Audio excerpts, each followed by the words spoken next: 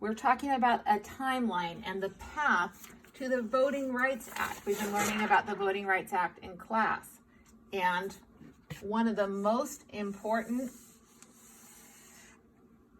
acts, or one of the most important events prior to the Voting Rights Act, happened in 1963.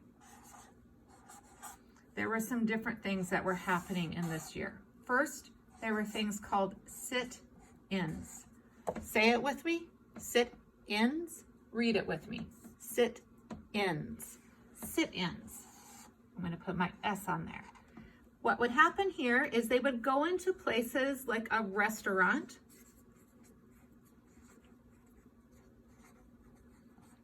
that said no blacks, right? They were not allowed to come in. And nobody would serve them if you were black and you came into this restaurant. The people would not serve them. They would ignore them. So black people decided to do what was called a sit-in.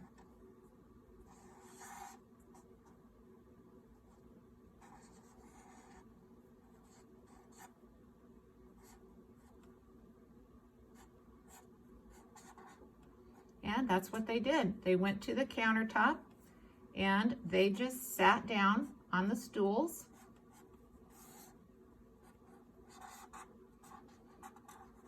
And they refused to leave. They tried to order, but they weren't served. And the other thing that happened is white people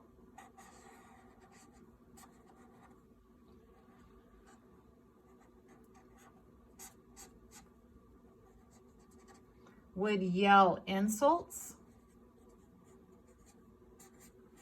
and stand, tell them to leave, right? And even poured coffee and food over their heads just because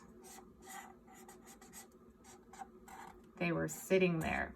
They were so angry just because black people were joining into a white people's space. So they yelled at them and they hit them. This was called a sit-in.